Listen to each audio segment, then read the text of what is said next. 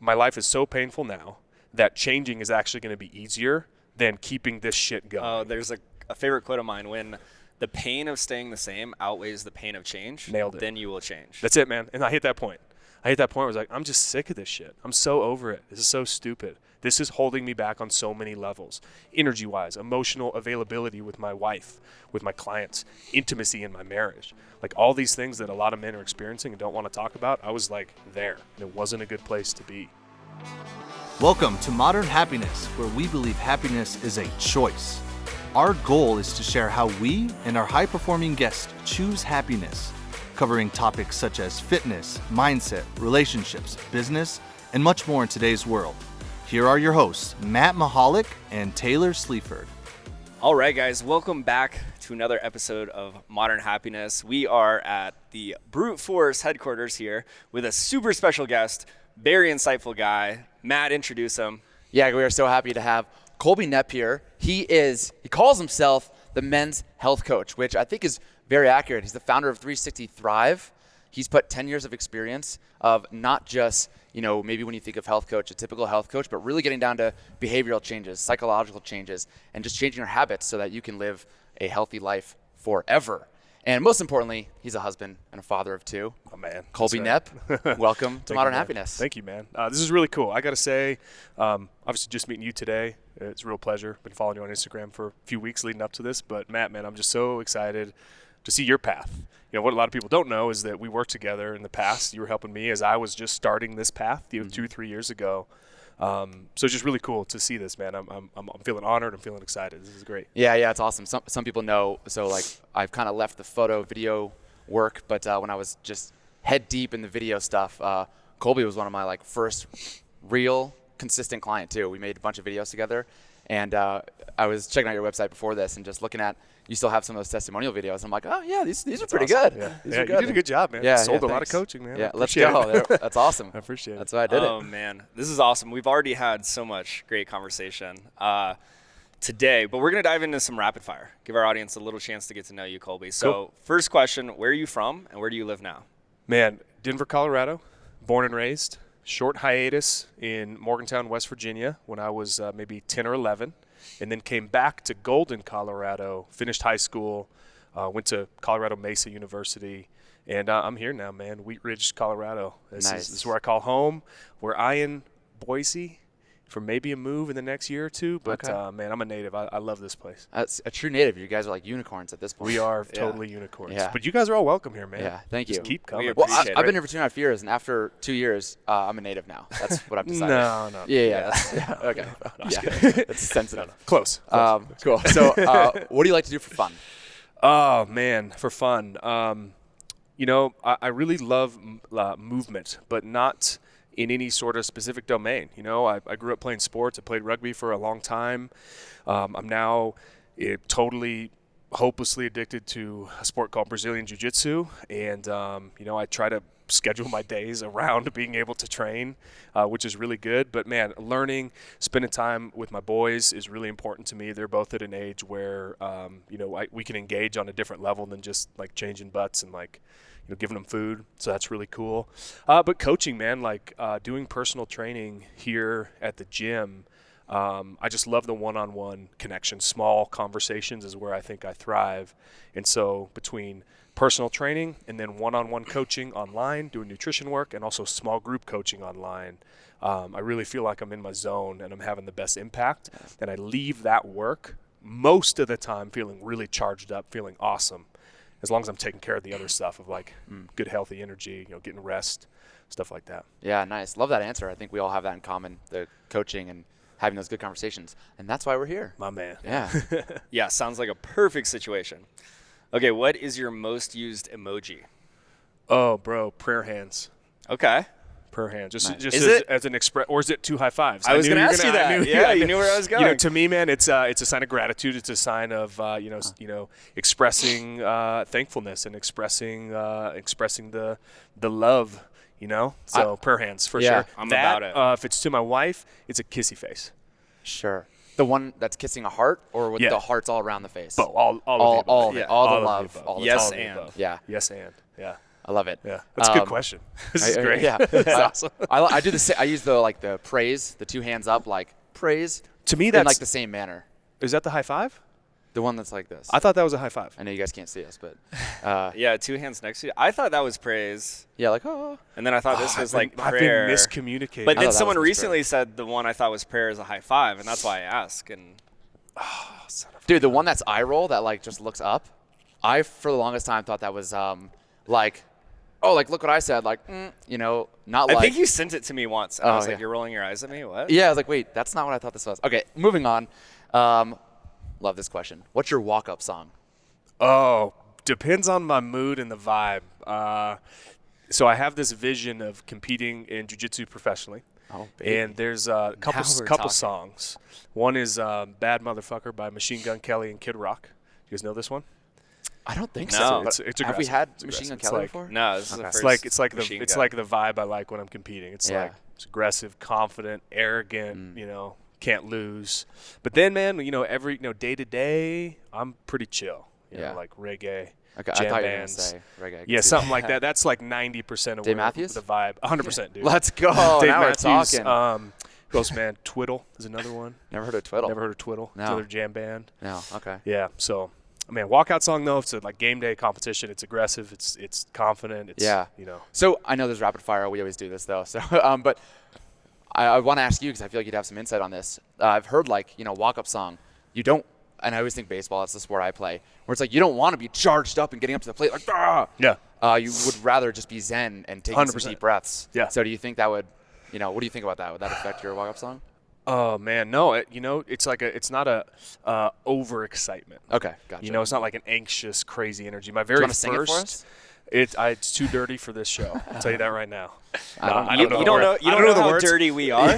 Yeah. We just met. We just met. You don't know me. You haven't heard all the episodes. You don't apparently, know me. 'cause- I actually don't know the words. Yeah, okay. The tune is just like Okay. upbeat. It's a little aggressive. Yeah. And the way Machine Gun Kelly raps is just like I don't know, man, just punchy. Boom. And then Kid Rock comes in. It's like, and that's so. Growing up in West Virginia, I loved professional wrestling.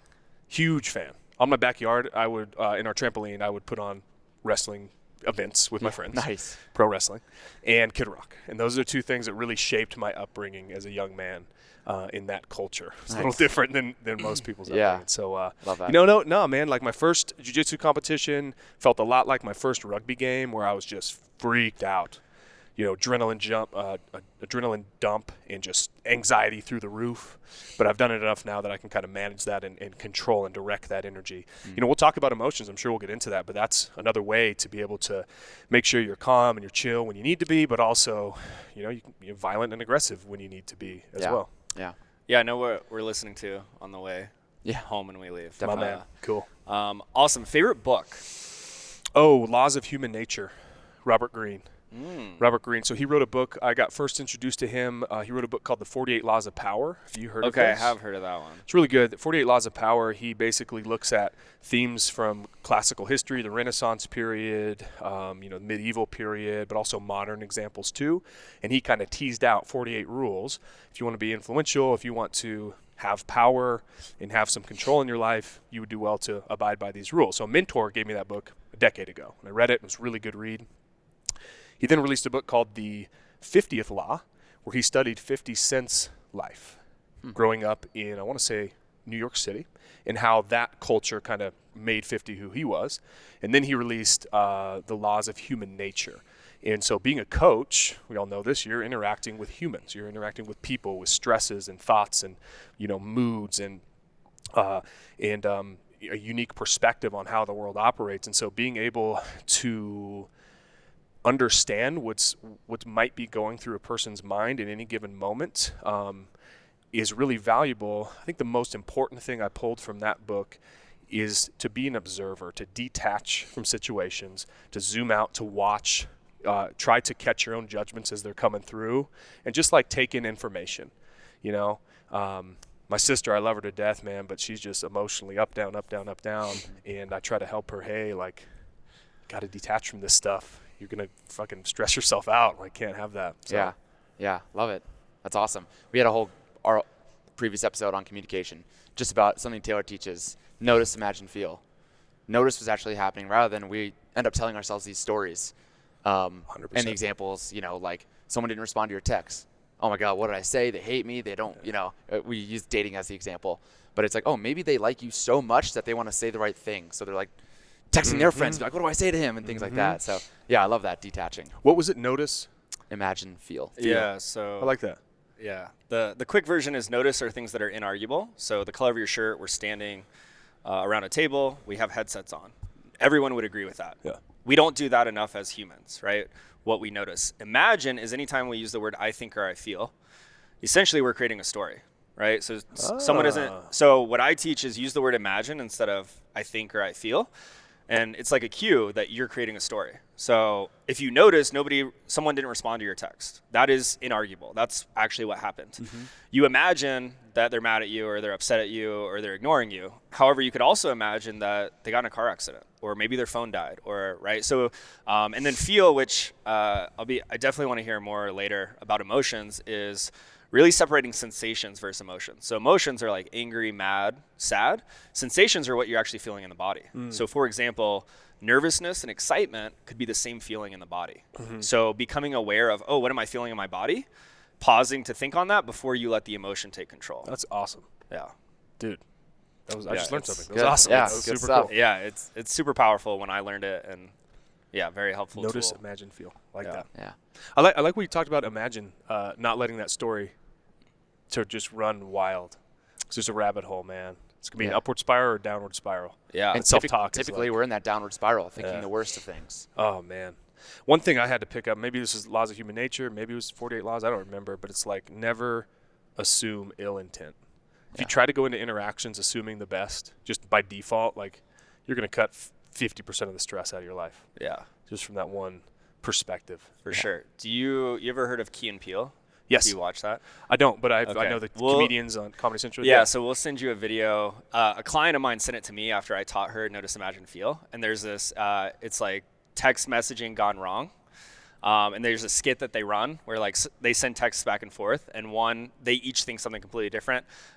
It's hilarious. And you'll be like, this is a perfect It's a example good sort of of perception, Notice, Imagine, a Feel. paradigm of like the facts are the same. But then how I'm interpreting this and how you're interpreting this and how you're all maybe different levels. Exactly. You know, it's like it's really interesting to tune into that. Yeah. for sure. Cool. We'll have to drop that in the show notes. Do you have a nickname? Dude, cheese. Did you love cheese? Well, Colby Cheese. Oh, okay, of course, okay, of course. fair enough. As an adult, nobody calls me that. When I don't know when it happened. I think it was Well, when now like, they will. All of our Cheese. listeners. Cheese. I had so. Didn't we throw you in a dumpster once? Yeah, okay, thank you. I got out. So, all right. So, college rugby. I made the West All-Star team. So, like the western part of the United States, they picked the top like 50 guys, and I was one of them. It was awesome. But I wasn't like of the 50. I was like near the bottom. But it was cool. I was on the team. Didn't play much, but I was on the team. And so there's this guy, Brandon. He was a prop, big guy, 6'2", 300 pounds, really athletic, really strong, and he loved that movie. Is it Old School? Yep. And so for the duration of this trip to Dallas, I was cheese every time. I wasn't Colby. I wasn't like the dude from Colorado. No, I was cheese. And so if there's any nickname, that's what it is. But no, people call me Colby. Yeah. You know, Coach Colby. That's Yeah. kinda- Cool. It's a good name. Yeah. It's Solid. unique. More so than Matt. Yeah. Okay, what did you want to be when you grew up? Oh man, professional wrestler. Yeah. Well, we're gonna live that out pretty soon. Yeah. Basically. Yeah. Professional wrestler. That's weird. Yeah, I never thought of that way. I wanted to be a WWE, WWF superstar. I grew up in the Attitude Era. Did either of you guys watch wrestling growing up? No, I No. didn't. All right, so in the 90s through like the early 2000s, it was called the Attitude Era. This is when The Rock made his career. This is when Stone Cold Steve Austin and The Undertaker and Mick Foley, who was Mankind and Dude Love and all these. This is like the prime time where it was like, you know, half-naked chicks on television and cussing and violence. And I was 13, 14, so impressionable. Yeah.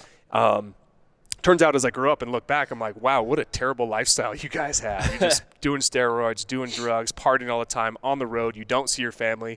It's totally out of alignment with actually what I really want. Yeah. Is just to be connected to my wife and to my sons and to my clients, you know? So there's that part of me like not so much anymore. I think I play that out with sports a little bit, that like competitive side.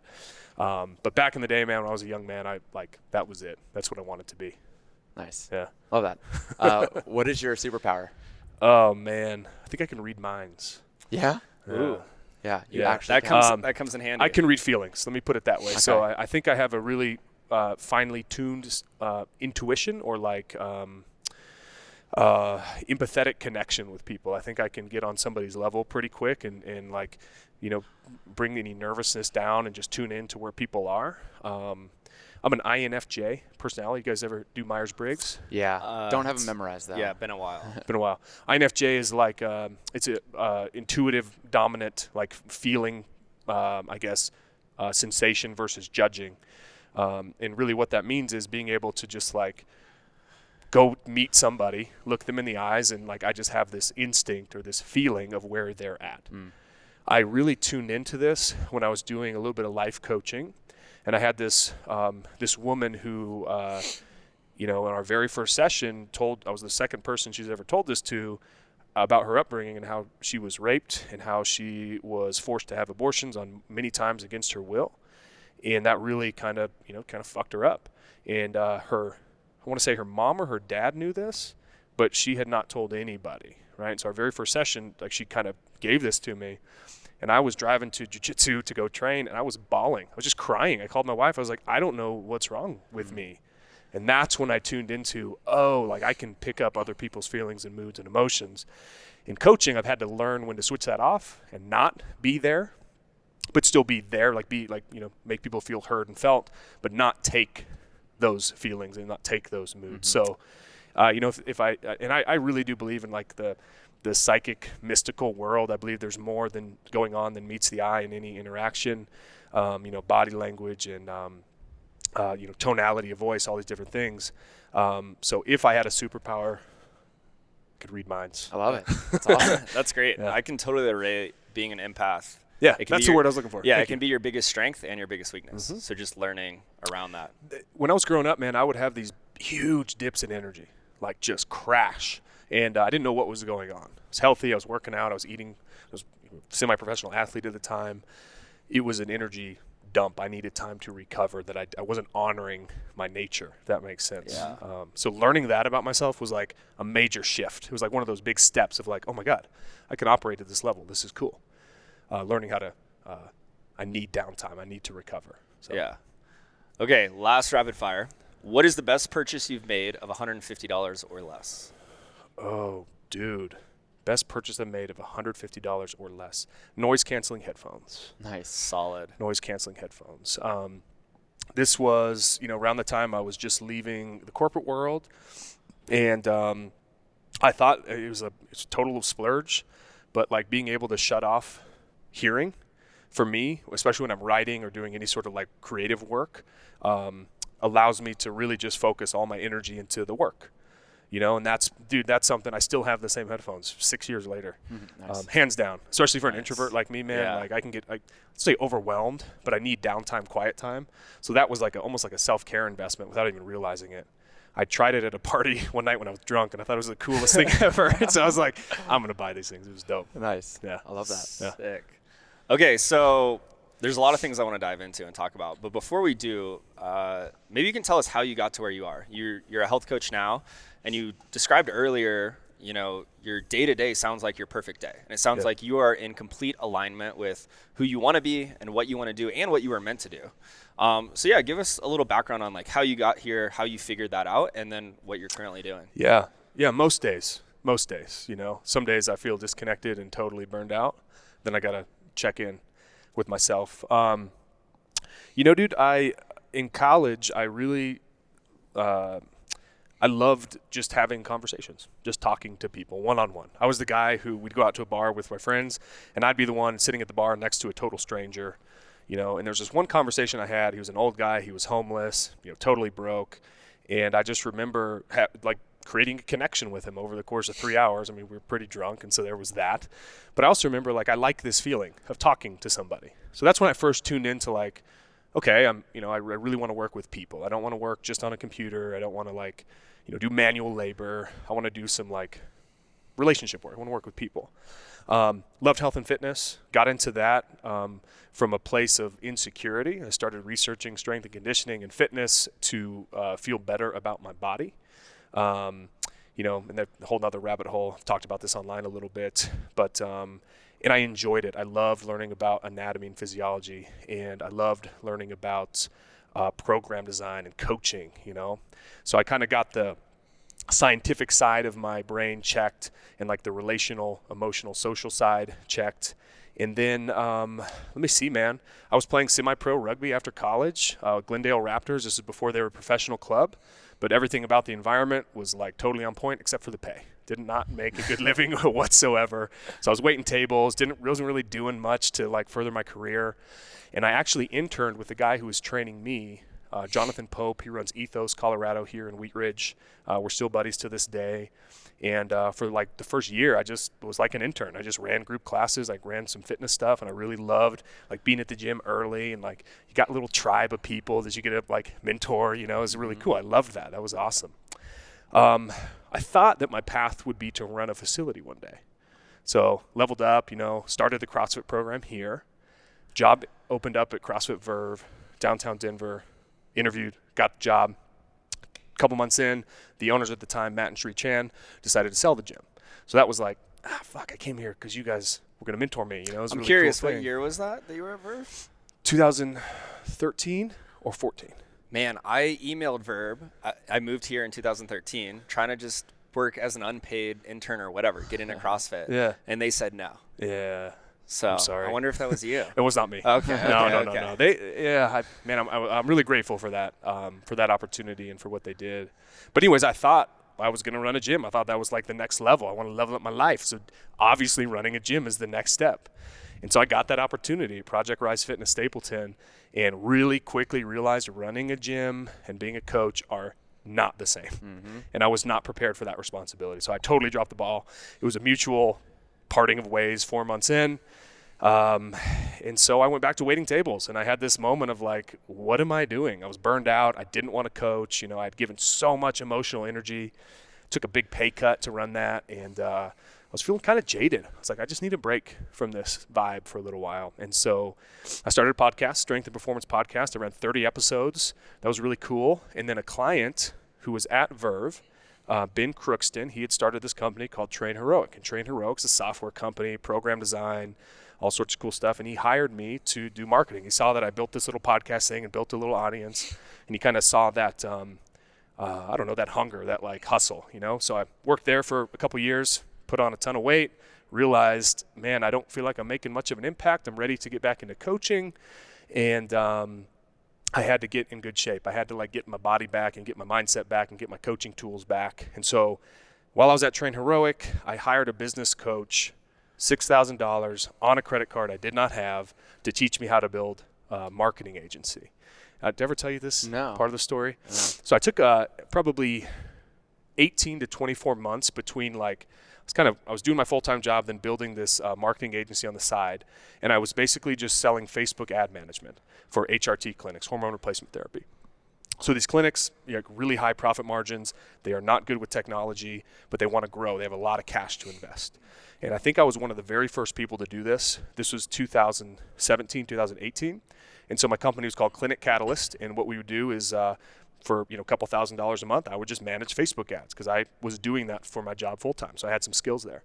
So it went great. Built that business up, $20,000 a month, $30,000 a month in revenue. I was like golfing a lot, and I was like life was cool, but I wasn't like working with people. I wasn't making anybody's life better, you know? So I slowly wound that business down as I started ramping up what I'm doing now. And then April of 2019, I went to a men's retreat. It's called the New Warrior Training Adventure, and it is basically a rite of passage into manhood. You know, for generations and generations and millennia, in most cultures, for males and for females, there's always been some sort of like passage. Traditionally in the American culture, it's college. You go to college, you come out, you got a degree, you might have a lot of debt, and now you're like an adult. So go fucking figure it out. But you don't learn emotional intelligence. You don't learn financial skills. At least I didn't. Maybe your experience was very different. Mine was sitting around girls and parties and rugby. Yeah. And this weekend actually transformed my life. It was incredible. It's by a group called the Mankind Project. It's a nonprofit, no religious anything whatsoever, but all, I guess, beliefs are welcomed and encouraged. And so this weekend, the new warrior training experience, like, legitimately made me come face to face with parts of myself that I did not like, that I was avoiding, that I didn't want to deal with. But this weekend, dude, brought it straight into my face, and I had to deal with that. And it was around pornography, it was around masturbation, and it was around early trauma when I was just a little guy. And so that, you know, going into college and body image stuff was all tied back to that. And so this weekend allowed me to start to heal and figure out why I do some of the weird shit that I was doing. And that's when I started going, holy shit, like, the emotional side is so important. People need to hear about this. People need to learn about this. And inevitably that's where, you know, 360 Thrive started to be born. That's where I'm at today. So I love that. I love that. No, I think it's worth saying that was 2-3 years ago that you did that. Yeah. New Warrior. Yeah. And like, you've been married for how long? 7 years? Yeah, 7 years. Yeah. Yeah. So like, I don't know. I just, for me, kind of putting that together where it's like, you weren't just some single guy. You know, you mentioned porn and masturbation was a problem, which I wrote down and I wanted to talk about that. But I think it's important for people to hear that. Like, well, you were married and dealing with this stuff. And, totally. And that was a struggle because I was in a relationship for 7.5 years. I was married. And still, you know, those things were a part of my life. And it's like, you think you'd be married and you don't need to masturbate or something. Right? 100%, man. Yeah. For me, it came from a place of wanting to be validated. Like, you know, my college mission was to just have sex as much as possible, and that didn't lead me anywhere good. Like, it was, I got good at manipulating. I got good at, like, you know, getting what I wanted out of people. It was very selfish, you know, skills to learn. But, like, at the same time, man, having to come face to face to that was not cool. And it's something too, it's like, I'm at a place now I'm really comfortable talking about it. It's kind of a weird thing to bring up, to talk to people about, you know, so I'm like happy to step into that if you want to have that conversation. But it is, in my perspective, you know, it's a double-edged sword. Food's the same, alcohol's the same, you know, relationships are the same. Like, how you use a thing really dictates, you know, are you using it to, like, cope and to numb and to avoid? Or are you using this for, like, pleasure and just to relax, right? For me, pornography was like major avoidance. Like, I would use it to procrastinate on anything that made me feel uncomfortable. And I had to, like, I knew that if I wanted to level up and build a business I want and do what I want with my time, I got to, like, address this area of my life that was not so good. Because I was unhappy. I was deeply unhappy. And more importantly, I wasn't honoring my wife. Was not honoring her to what she deserves and what she needed. And that made me feel like I got to level up here. Yeah. You know, and that's not a cool area to look at either, you know. I think it's going to be an epidemic, man. Like, it's crazy. The men who have come to me, the volume of people who've reached out silently in confidence, like, dude, me too. Me too. It's just shocking. Yeah, I've been seeing it a bit more, and I even took this course about, you know, the effects of dopamine and really the phone in general. But he talked about the same thing. It's pornography, it's alcohol. It's like we all have our own vices. Yeah. But I think for a lot of guys, and I can't even 100%. imagine if I was a kid growing up and just having the unlimited access to porn, Dude, that would really mess me up. The first time I saw porn, it was in a magazine. And then I remembered this was right when dial-up was a thing. For those of you who are too young, magazine it's pieces of paper. Yeah. It kind of looks like a Color. book. Color. Yeah, there's color. Yeah. Color. So Shows up at your house every month. Yeah. But this was when dial-up was a thing, dude. And I remember, like, it took like 20 minutes to get 3 photos, you know? And so I'm like 12 years old, like, click, click, click. Wait, where's my mom? Where's my mom? You know, if they come in, you minimize the window. Yeah, you know? But now, you know, having a device in your hand with high speed, full resolution, you know, anything you want. To me, any sort of overuse or overindulgence probably isn't a healthy thing. And so, and here's the other thing. I'm not saying porn's bad. Like, some people hear this conversation and right away freak out and start making judgments. I want you to pause, hold that. Yeah. Like, sit with that feeling. If that's bringing something up for you, cool. Notice that. What'd you say?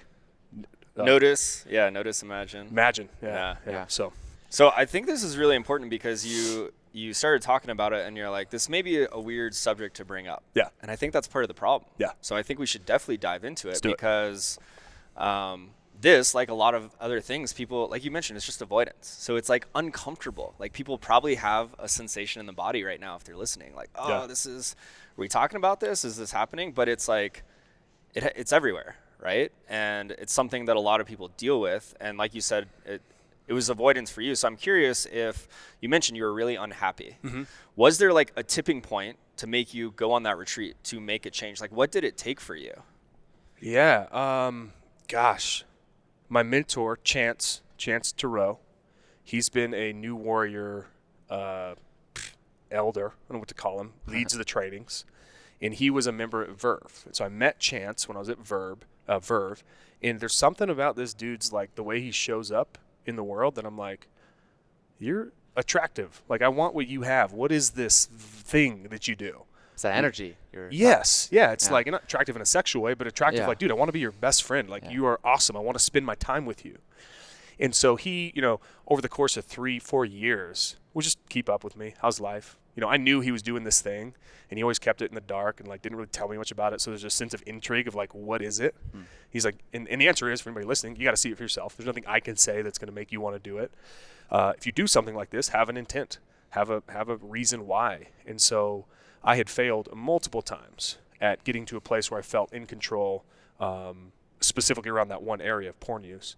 But anyways, I went into that. I was like, there's a threshold I think people cross where it's like, my life is so painful now that changing is actually going to be easier than keeping this shit going. There's a favorite quote of mine: when the pain of staying the same outweighs the pain of change, Nailed it. Then you will change. That's it, man. And I hit that point. Where I was like, I'm just sick of this shit. I'm so over it. This is so stupid. This is holding me back on so many levels. Energy-wise, emotional availability with my wife, with my clients, intimacy in my marriage. Like, all these things that a lot of men are experiencing and don't want to talk about, I was like there, and it wasn't a good place to be. And so inevitably I was like, well, I'm always open to do the work. I'm always open to improve myself. Chance, I trust you. I registered, went to it, and it was like, I don't even know what I was expecting, but it was life-changing. It was awesome. And I think it's something that, some sort of rite of passage into manhood is needed. And it's not just about like in college, the initiation to rugby was like getting blackout drunk. I was gonna say, streaking around the neighborhood, drinking a 30 in a few hours. Yes. Yeah. And it was cool. Like when I was 19, it was like freedom, I just all of a sudden had like this, I don't know, wild man inside of me that could come out. And so, it's not a healthy initiation. That didn't make me a man, that didn't make me a leader. It's like, being able to share space with 50 other men who are working through stuff like way beyond what I had experienced in terms of like trauma and like, childhood, traumatic experiences. Being able to see them work through it actually changed my heart more than me just finally. Part of it was opening up and being like, oh my God, I'm not the only one. Oh, that feels so good to know, So I'm not sure where I was going with that. Yeah, no, I think that's a great way. Like, I'm not the only one, right? I kind of want to stick with the porn and masturbation thing for a second, just because we touched on it. And if people are resonating with that, like, I know for me, like you said, it's avoidance. Yeah. Like, I will, like, if I'm about to start, like, maybe it's direct outreach. Like, I reach out to people, strangers on Instagram, to get more clients. And it's like, it's not my favorite thing to do. So it's like, all right, I'm about to start this. But first, I'm going to masturbate. Let's go rub one out real quick. Yeah, and it's like, I'm not even horny. I'm just like, well, this is like, cool. Yeah. I just look at some boobies it's right a tool, dude. it's a tool to like regulate, right? It's like you've found people do this with food. The men I work with, typically, food and pornography are like the one and the same. They hit the same reward circuits of the brain. They're instantly available, and they're hyper rewarding, right? I shouldn't say food. I should say like junk food. Say processed foods, right? Twinkies, Oreos, all the shit you eat. You're like, oh my God. But it's a behavior that I have learned and that you have learned to regulate and make yourself feel better, right? Because you got this uncomfortable, like, am I good at this? Can I do this? I don't really want to do this. Isn't the best thing in the world. I've been in that situations hundreds of times, and being able to sit with those feelings and like separate it and still like stay on your path. That's where you get success. That's where you achieve the goal that you want. I love that. So correct me if I'm wrong. I feel like it's that notice. It's 100%. I'm about to masturbate. Why am I about to do this? Mm-hmm. Is it because I'm avoiding the direct outreach or whatever it is for you?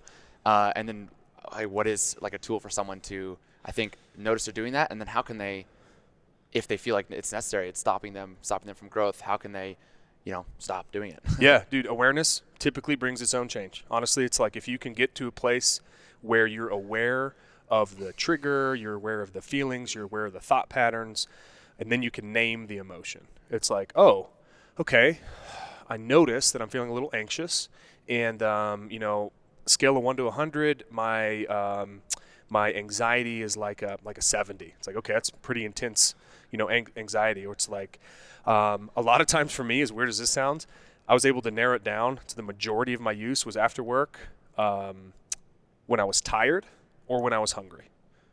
If I noticed I was tired or hungry, I was like, let me fulfill those needs first. And then if I still want to do it, I'll do it. 9 times out of 10, I was like, got my needs met. I'm good. I don't need to do this. So noticing and like just awareness as a whole, I want to talk on this for just a second. It's a fucking superpower. Like, think about how you can direct what you're hearing. Like, you can move your hearing to like different parts of the room, right? As you said that, I noticed the air conditioner, which I didn't notice before. Yeah, isn't that weird? Yeah. It's like your awareness. You can shift this like thing called awareness to different things. You can shift it into your body. When you're working out, you can feel your muscles working. When you're in conversation, you can like tune into somebody's eyes, or look at their body language, see where they're at. But awareness, it's a superpower. Like, if we can just be more aware of like in nutrition coaching, right? It's like one of the things I ask clients to do for 2 weeks. It's like, just be aware of your appetite. If you're not hungry, don't eat. If you are hungry, eat. Sounds so simple, but because it is, but it's not easy. So the awareness, notice, and then name. Give it a name. Because once you can name it, you can understand it, and then have some strategies predetermined for what you will do. How will you behave? Because noticing isn't enough. Naming it isn't enough. Doing is what actually matters. And so go on a walk, read a book, pull up YouTube, do some push-ups, call a friend, go outside and like punch a punching bag. I don't know. It's like, have a behavior pre-planned that you can just, I'm there, go do this thing. And inevitably, man, just like with food cravings, junk food cravings, alcohol cravings. Now that one comes with an asterisk. I believe alcoholism and alcohol addiction is a very real thing, and I'm not qualified to be talking in that domain. But more often than not, majority of people, the craving or the urge subsides, goes away, dissipates. Yeah. And that is what confidence comes from. So confidence, we like to think of as like this machoism, like alpha male, just take no shit type personality. To me, confidence is just nothing more than keeping your agreements with yourself. That's it. Literally being able to say something, commit to it, and then follow through on that agreement. Because then you're literally developing confidence in yourself to be able to follow through on what you say you're going to do. So, yeah. I love the way you talk about that, because it's like literally you say the word porn, and people I imagine they have this feeling, Yeah. right? They tense up or whatever. And it's because it happens in the dark, right? It's like, Yeah. So I love how you relate it to food, because you masturbate in the dark. Sorry, let me get more accurate with my language. Now I'm just picturing you in your bedroom, shades shut, lights off, just you and the blue screen. We've all been there. Yeah, I mean, sure, We've all been there. Let's just be honest. It happens away, closed doors, like, yes, that sort of thing. Don't talk about it. Yeah, you don't talk about it, right? However, people struggle with food all the time, and they're more comfortable maybe talking about that. However, like you said, the underlying cause could be the same. And so it's like the same way you might look at food of like, okay, like you had mentioned, like, oh, if I'm hungry or if I'm tired or irritable or like whatever the things are, those could be triggers for food. Could also be a trigger for porn. Yeah. And it's just like, but again, I think the biggest issue is people just don't talk about this stuff. Yes, especially porn. Here's the place. I'm agnostic about it at this point. I don't know if that's the right word. I'm like indifferent. I think that it's, for some people, they make a great living doing porn, and that's like maybe what they're here to do. I'm not one to judge. I really try to not get my personal opinions in it. I'm more free of like, you do what you want as long as you don't hurt me or my family, we're good. I look at the food industry and I'm like, man, this industry is fucking people up, like knowingly fucking people up. Yeah. Porn I think is something that has done a really good job of like branding itself, especially in the modern age, as like not dangerous, not harmful, totally normal, totally okay. And like for some people, maybe. But the same thing could be said about like sugar cereal, right? Or Mountain Dew, right? It's the same exact behavior. Well, not same exact behavior, but it's triggers from the same stuff. It's a way to soothe. It's a way to comfort. It's a way to calm. It's instantly available. It's hyper rewarding. And it's not what nature intended. On an average life of our ancestors, and maybe even today, they would have, an average of like, 10 sexual partners over the course of their entire life.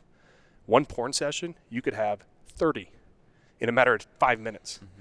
Think about that for your brain for a second. It's like, what am I teaching myself here? When I started learning the facts of this thing, I was like, oh, fuck. Yeah. It's weird. Yeah, so when you want, I mean, this is the problem that, and I think we're talking a lot about men. I don't know about women and their issues, but like there are guys in their 20s who have erectile dysfunction. Yeah, dude. And it's because you go to have sex. Now it's just one woman, maybe a few positions, and where you're watching porn and you're like, any woman, any race, in any position, doing some weird ass shit with your stepsister that you would never do. Yeah, you know? It's hyper rewarding. You get desensitized now to your what brain's normal should be. Yeah, so now your brain's like, oh, you're just gonna have sex with this one girl? Yeah. Not enough. 100%, man. The upside or the positive of this is neuroplasticity. You guys all know what this means. Our brains learn and adapt. That can be unlearned. Like coming from a recovering porn addict, I hate to use that language, but like you can develop intimacy and you can develop a very healthy relationship, like physical intimacy with a person. It takes a while, but you can get there. So that's, I hope, if anybody's listening and you're kind of struggling with that, just know that you're not totally fucked. Yeah. So when is it good to watch porn and enjoy it? Dude. And then maybe when is it, I guess the avoidance is when we know we shouldn't be, but. Man, I think that's hard to say. I can't say that. For anybody listening, I can speak for myself. And I can say that for myself, man, me going back to that behavior does not honor my wife and it's not who I want to be. Craving's still there, no question, right? Accessibility is still there. Like, I'm not going to throw out my phone. I thought about it many times. I was like, I should get a fucking flip phone. This would solve 99% of my porn use, like in a one decision. Like, honey, why are you going to the bathroom with your laptop? Don't worry about it. Don't worry about it. Emails. Yeah. Email. Yeah. Man, I don't know. I think that if you're listening to this and, it's something you're struggling with, only you can make that distinction. Now, there's a difference between, I've heard of some men going like no porn but still masturbation. I've heard some men going no porn, no masturbation, just sex. I've heard some men going all three, right? Like abstaining from it. That brings up this other idea of fasting. We tend to think of fasting of avoiding food, like not eating for a while. I think the same idea, same principle can apply for any sort of behavior, not eliminating totally, but getting some distance from it to like regulate and like acclimate to like what's life like without this thing. For me, alcohol was a big thing in college, and I went through a phase of like my body really feels like shit when I drink, but I kept doing it, right? Till eventually I was like, this isn't that fun anymore. Why am I doing this? So I went to a bachelor party weekend and said, I'm not going to drink. Wow. I'm just not going to do it. That's impressive. I ended up getting in a fist fight with my best friend because he was super duper drunk and I was not, and he was annoying. That's a conversation for another day. Yeah. But I realized, holy shit, it solidified my reasons even more. Being sober amongst a bunch of drunk idiots was like, I'm not on this vibe anymore. I can't do this. So fasting as an idea, I think, is a really helpful thing just to like, number one, test your willpower. Like, you got to be able to flex your resistance muscles and say no, because we all have that capability. And also, decide on what terms you want to reintegrate that into your life. I'm not here to say porn's good or bad or that you should or shouldn't. I'm telling you my personal experiences. My life is better without it. And so I've kind of, set up my life to live in alignment with that. I love it. This is so good. So we had talked about this awareness for you and how powerful that was. And I would agree with you that a lot of times it takes life getting so painful that staying the same is worse than change. Mm-hmm.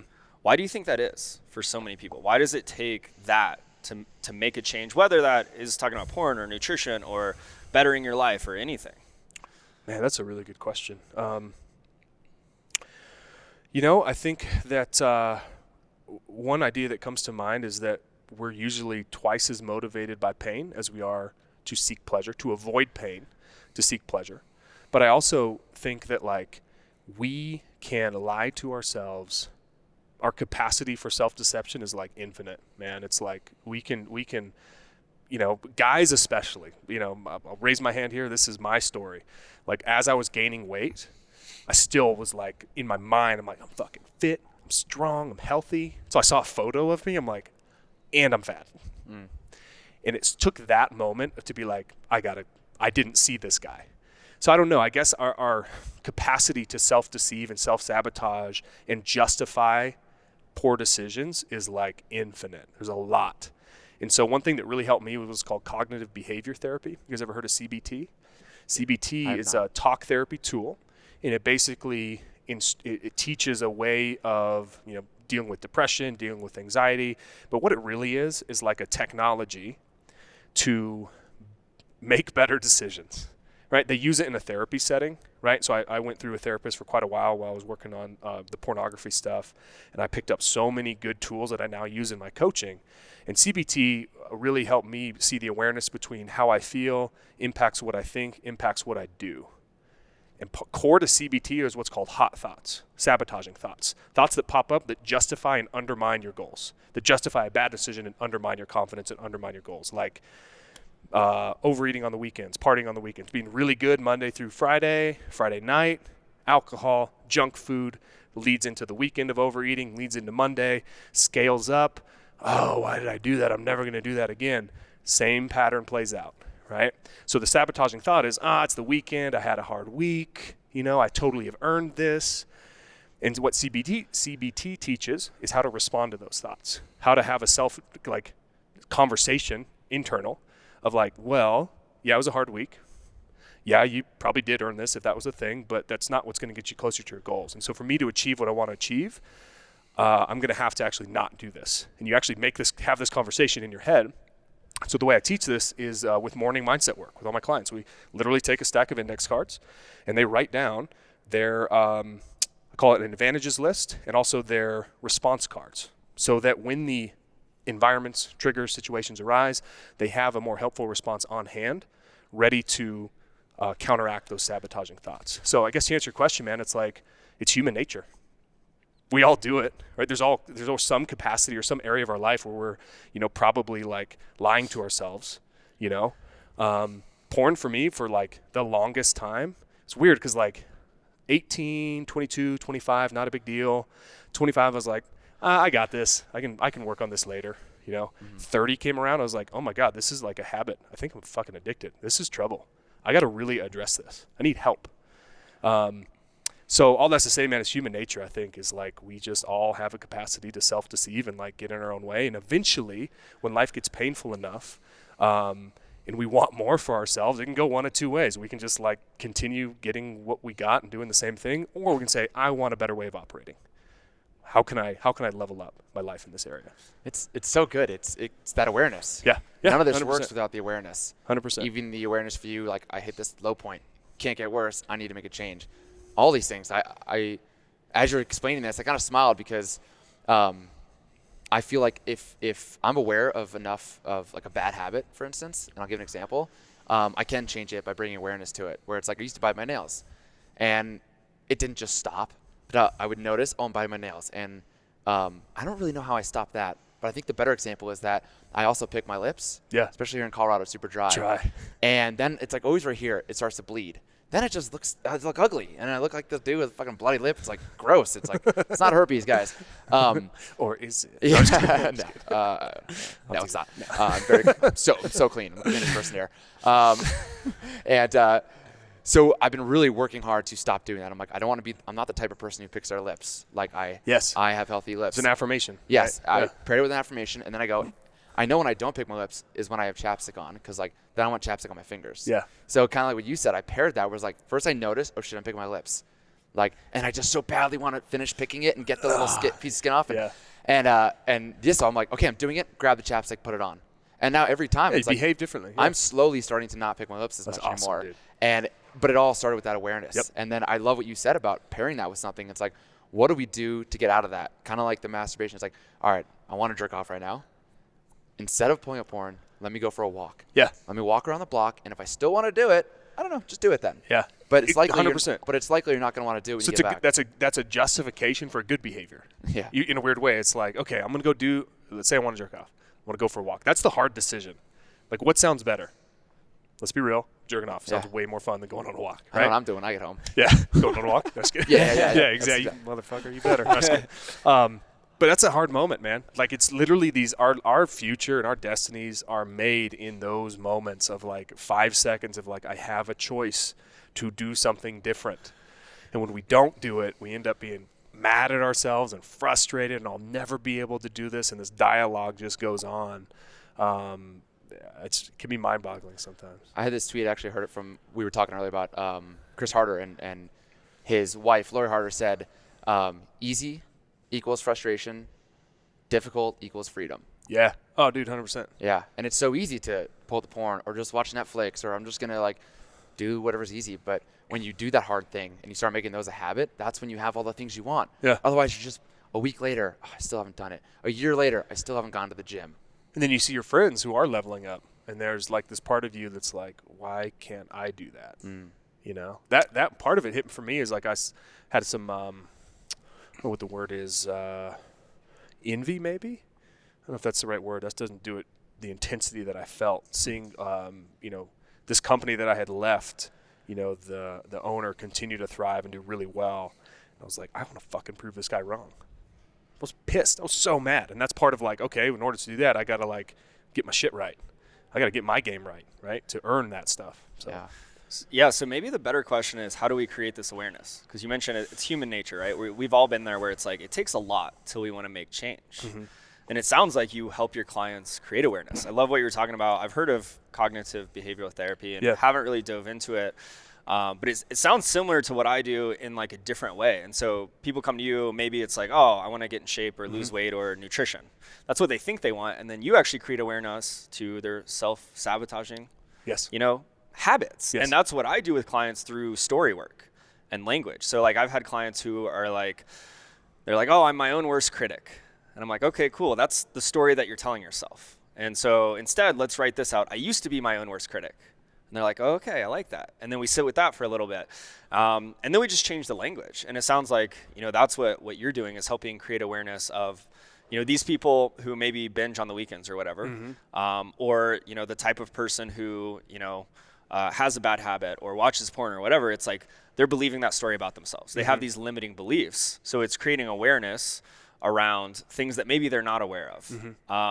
And doing that. So like, I think that's a really cool way. I love the morning mindset idea. Yeah. 100%, man. And it's like awareness, it really is a superpower because like we can direct our attention, you know, what we focus on, that's where our energy goes.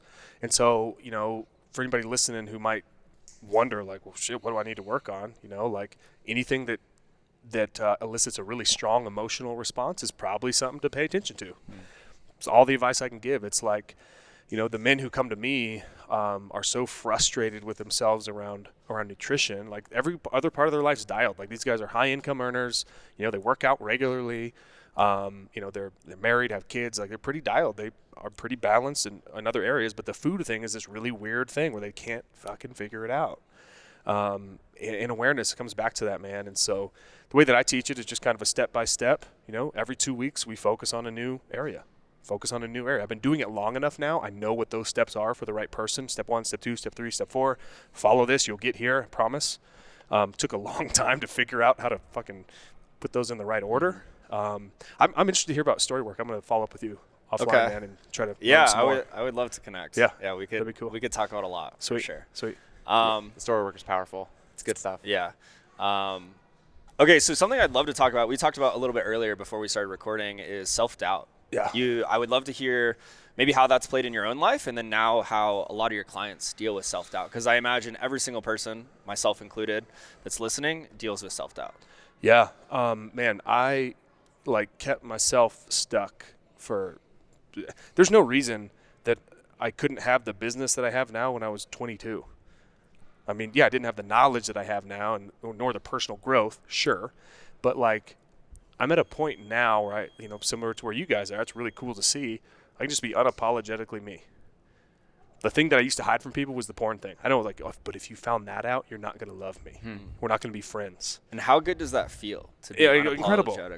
Yeah. It feels so good, man. And to also know that, like, A, I'm not the only one.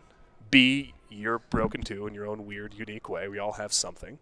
But C, I don't overthink it anymore. Yeah. I just like take action, and then some of my stuff totally flops, and it's okay. For the longest time, social media is weird because it amplifies mistakes, I think, and it amplifies wins. And it's also, one thing to note, it is curated. You know, it's like Some of the stuff I talk about, I try to be vulnerable. I try to be authentic. I try to like tell people the real shit that's happening. But at the same time, it's like I have a business to run and I want to look really cool. So people want to hire me. And so there's some times where if I don't get the engagement that I like, or like if people ghost me on DMs or whatever, all of a sudden this story, this self-talk starts popping up. Like, why am I even doing this? Yeah. So for me, it's just catching those moments and being like, looking at evidence, look at the past. I go to my testimonial videos. I look at one of the ones you made and I remind myself of like, I'm actually really good at what I do. Let me just like remind myself of that. And so as a coach, I think it's really important to have your own mindset work of like affirmations. I'm good at what I do. I provide a lot of value. I help people change their lives. And that brings you back to the original motivation, right? So you had a second part to that question. I'm sorry. Just with your clients, like how has that come up for them? What are kind of the big things, and then what tools do you use to help them get through that? Yeah, they talk bad about themselves. Like I'm just an idiot. I'll never be able to do this. This is really hard. And one of the things I love is that anytime a client, personal training or fitness, or even a friend, starts talking negative about themselves around me, I look them dead in the eyes. I was like, don't talk about my friend that way. Mm-hmm. And that right there, dude, cuts right to their heart. They're like, oh, that's so good. I love that. That's so good. I'm stealing that for sure. sure. Definitely stealing that. I don't remember who I got that from. I did not come up with that. I heard maybe somebody said it to me once. I was like, oh, I love you. But it does, it deflates the situation right away. And it says, you do love me. Like, we're friends still, right? In nutrition coaching, week number 2, we introduce a habit called flexing your resistance muscles. For 14 days, I asked them to fast from junk food, from alcohol, from sugar, from grains. It's impossible. Nobody's ever done it 14 days of 14 days by design. I want them to fail. I want them to be in a place where they're uncomfortable and they have to come face to face with hunger, with dealing with anxiety and dealing with low motivation and dealing with what the fuck did I sign up for, and all these things come up for them. And inevitably, we have a coaching call at some point in that 2 weeks, and like, Colby, some people avoid it, right? But I can look at their tracking sheet and see where they're at, and they feel like they fail. And I tell them like, hey, don't like By the way, I hope my clients are listening to this and they get in on this little level, but it's like, listen, man, I set you up to fail. Yeah. Because failure, we have that conversation, and then from that point forward, you realize it's really not a big deal because I haven't quit. I haven't totally given up. I mean, sure, I didn't, flex my resistance muscles enough in this week, but that's okay because you're learning how to integrate this stuff. And so it's just that one piece, man, of like telling my clients, I still love you a lot. You're like really awesome. One of the things they say a lot is like, I'm just so lazy. And I'm like, oh, sure, tell me more about how you're lazy. And they're like, well, I just haven't worked out in 4 days. I'm like, oh, okay, cool. But you work 80-hour work weeks, and you have 3 kids, and you serve at your, youth volleyball, and you do this. And they're like, I'm not lazy. I'm like, no, man, you're just tired. Yeah. You have a lot on your plate. Your priorities are a little confused right now, but you're not lazy. Yeah, that's like literally basically story work. I'll have them actually write out stuff. And they're like, yeah, I'm lazy. And then I'll like reword things. Yeah. Like, does this feel accurate? And if it doesn't, that's cool. But like, you kind of work through that scenario, and then they're like, oh, wow, you're right. I'm not lazy. I'm just struggling with this. Now you're building a new belief. Mm-hmm. You're building this belief. Because that's the story they're telling themselves is, I'm a lazy person. If you keep telling yourself, that's what you're going to become. Yes, 100%, man. The inner game, like the first 6 weeks of 360 Thrive is what I call the inner game. It's about this stuff that we're talking about right now. A little bit of nutrition sprinkled in, but it's like, noticing and naming moods, noticing and naming your appetite level, stopping at 80% full, flexing your resistance muscles. And in that week in particular, people fuck up by design. Yeah. Like I want them to fail in that first week or the second week so that we can build this trust. Because then they're like, okay, I don't need to prove anything to my coach. That's not what this relationship is. I'm actually here to do it for myself. When they come to that place, dude, they're fucking unstoppable. It's awesome. It's such a cool transformation to see between their ears. It's awesome. Yeah. And so, well, I just think that's so important to what you do as a coach. And if there's any other coaches listening, like, this is what I've learned. I've learned a lot through Taylor and just doing it. But it's like, you can't tell people you're fucking up. Yeah. They have to realize it themselves. So asking better questions allows them to get there, to be like, I'm lazy. It's like, are you lazy? Tell me about your day. Yeah. And they go, yeah, I work the 80-hour work week and volunteer and all this stuff. And they're like, oh, yeah, I'm not lazy. Where if you were just sitting there going, but you work an 8-hour work week, you have kids. If you told them all that stuff, they'd be like, yeah, but like, and so just having them speak it out. And You just pull it out. You like as a coach, you're going to have enough conversations to be like, I've been here before. I know how to ask the questions to lead you to this pot of gold at the end of the next 20 minutes where you have the realization of like, oh my God, I'm just fine. I just fucked up one time. It's not a big deal. And that's it. Yeah. If you told them pot of gold, it's not as impactful. Exactly. Yeah. 100%. Yeah. It's 100%. great. So you brought up failure. Yeah. I would love to talk about that because I believe there's a lot of people have a negative connotation with failure. But how do you view failure? Yeah. I view failure as feedback. I view failure as feedback in that, I didn't achieve the outcome that I was after, right? I used to attach a lot of personal meaning to that, like personal value and personal worth to failure. My college rugby team was okay. We didn't win a lot, but I hated losing, really hated it. And that motivated me to be better, right? To develop a better game plan. But failure really is feedback, man. It's like you have a strategy. You want to grow your business, right? I want to get more clients. I want to help guide them through this thing, right? So we have this strategy. Then you have this outcome. You're like, okay, what's the outcome that I want to get? And so, Thomas Edison, I think, had, I don't know the number, 1,000, 10,000 failures, which are actually just learnings before he invented or found the thing that became the light bulb. And so it's like that light bulb moment of like, oh shit. And learning is cool. Like I'm doing this audio program right now, advanced learning and teaching technologies. It's like 60 hours of training. It's really cool. I'm excited to start sharing some of the stuff on social media. But he talks about failure in that it's just feedback. It's it. It's like get feedback from your environment, run it through your logic, and then make a better plan. Not, I'm a failure. Two different things. My strategy sucked versus I suck is two different things. Far too often, people go to the place of, I tried to lose weight and I just fucked up on the weekend. I'm a failure. Versus, no, your strategy sucked. Like you didn't have the game plan down to do the thing right. You are not a failure. So yeah, who you are and what you do are not the same. 100%, man. 100%. And for me, that's been tough.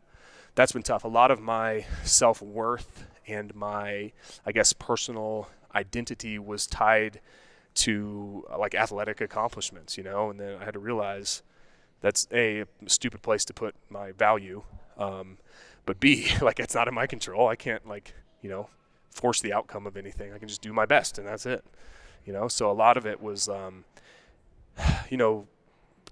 putting a post up, and if it didn't get a like in 5 minutes, I'm like, oh God, I'm a failure. I got to pull this out. Nobody can see me be like that. Now I'm just like, I don't care. It's not a big deal anymore because it's probably going to get disappeared in 20 minutes anyways. If it's not any good, the algorithm's going to say, see you later, and so. It seems like through your whole story that you've been pretty good at failure. Like just, even starting the podcast, going to Verve or going to Project Rise, and 4 months later, mutual, see you later, Colby. Yeah. Why do you think you've been so good at like taking that step? Because I feel like so many people are afraid to do that, to start a podcast, because maybe it's the imposter syndrome we were talking about before we started recording. Who am I to record a podcast? Who am I to go to Project Rise? Oh, a lot of that came up. Oh, dude, 100%. A lot of it came from the same place of like chip on my shoulder. Like I love to prove people wrong. That's kind of a fucked up thing, but I really like somebody telling me I can't do something, and then I'm like, watch this, dude. Let me show you. And, so leaving Project Rise, the way that the relationship kind of, they took care of me. I shouldn't say that, but the opportunity that I had before that was so awesome. I didn't see it, that I was really fucking mad at myself. I was like, why didn't I just stay at this other place? It was so silly. But again, my life would be in a different place. So that was the journey I was meant to take. So I don't know, man, there was a lot of self-doubt. There was a lot of imposter syndrome, right? Of like, realizing part of it made me realize, holy shit, you don't know as much as you think you do, guy. You need to like go hit the books and study. You need to get reps at actually coaching people. And I don't know, man, it's just like, eventually I just embraced it, like I said, in college, our rugby team was not very good. So I got used to losing a lot, and it's just, you have to, I don't know how else to describe it other than it's like water is wet. Snow is cold. Success and failure are the same. It's like you can't pull those apart. Do you want to go down that road? Yeah, sure. So true. Yeah, you can't have the success without the failure. Yeah. You literally can't. And that's why it's like, you haven't done this before. So of course you're going to fail. Like you should expect failure pretty much. Yes. Working out, I think that's a big thing for people, working out, nutrition. It's like, no one ever told you how to eat healthy. No one ever gave you the tools to maybe say no to the food or what to actually eat, or nailing it. Like you said, 100%. You don't have the proper plan, the execution. And it's like, so that's okay. And if you just keep trying, you're going to learn a little bit along the way. You're not failing. Like you said, you're learning. Yeah. And then you want to hurry up that process, hire a coach. Yeah. Oh, dude, you want to? Oh my gosh. Let me tell you guys this. Like I've had 1, 2, 3 coaches in my life. Yeah. Lauren, I had Josh, and I had Matt. Josh was the first one. Josh Harris. I hired him $8,000, I think, on a credit card to start my marketing agency. Did not have that money. That investment forced me to take action. I was like, holy crap, I have to do this. It was on a credit card. I made $4,000 a month. That was 2 months of my income. Looking back, it was an awesome decision. In the moment, I'm like, my wife forced me to do it, which was really cool. Yes. But that time collapsed from what might have taken me a year, 3 months. Had my first paying client, $2,000 a month, $24,000 a year. Like, what? That was so cool. Yeah. Right? Then Lauren Widrick, she's a life coach, high performance coach. She like really dug into my thinking and helped me figure some stuff out. And then Matt Walraith, time collapse. It's like you can get the outcome on your own, probably, maybe, but a coach is going to literally give you the path. Do this. Okay, cool. How'd it go? Good or bad? Awesome. Now do this. Yeah. Now do this. Now do this. And then at the end of that thing, you're like, that was really uncomfortable. Holy shit, but I got what I wanted. And now I'm at this new level. So, man, I just cannot say it enough. Like, I've invested tens and tens and tens of thousands of dollars in coaching. And it's a weird thing because it's not a tangible return. It's like if you buy a MacBook, you got like this thing. Coaching, you don't have that. Yeah. Yeah. I like what you said. I think anyone can figure it out. But it might take you 10 years, 15 years. Yeah. That's why you hire someone who has those 10 years and can put it into those 3 months or whatever it is. Yep. And you said you didn't have that money. You didn't have that $8,000. And that forced you to take action. And that's something I teach my clients where it's like, this is why we're selling a high ticket offer, because your clients, when they're paying so little, aren't really going to do it. Like, No, the personal trainers I coach, they're like, yeah, your clients don't show up. They don't do the nutrition. They don't do the workouts. They do some of them, not all of them, because you're not charging enough. You need to put that money down. And for anyone listening, like, whatever it is that you feel stuck in, maybe it's the porn thing, then like hire a coach to help you break those habits or whatever it is. Because once you put the money down, you're financially bought in and you're going to do it. And for a lot of people, that's enough skin in the game to really get some behavior change. Like literally, that's part of the reason my pricing is the way it is. Because like, it's going to be hard. There's going to be days where you're not going to want to do the things. But like some people, their financial investment they take super serious and like, I want to get every penny out of this thing. And I'm tend to be that way too. If I make an investment, I'm like, I'm in. I'm ready to go. Yeah. Yeah. Awesome. Okay, well, we are going to definitely have to have a part 2 because this was an awesome, amazing Sweet. conversation. We flew through that. Jeez. Okay, Colby, any last, words of wisdom for our audience? Any piece of advice? Yeah, man. I think I want to go down to the core of it. This is what I teach in coaching and the inner game. All the external stuff is really cool, like having a business and doing what you want with your time. But that all starts at the identity level of like who you are and what you believe about yourself. And, hopefully you were able in this conversation to pick up, maybe some beliefs that are holding you back about yourself. And I just want you to know you're not stuck. Like you can change that stuff. You can like change the direction of your life and do what you want with your time and do it with cool people. It's totally possible. I'm living proof of that. Right? I think really grateful for you guys to come out here and couldn't imagine spending a Thursday morning either way, man. This is awesome. This is really cool. It was super good having you. I have one more question actually. What do your most successful clients do? What are some attributes they have? How do they show up? They show up to coaching calls. We'll say that they prioritize the time that we spend together having a conversation, right? So it's not like that's like a low priority for them. They schedule weeks and weeks in advance. So that's one behavior I've noticed.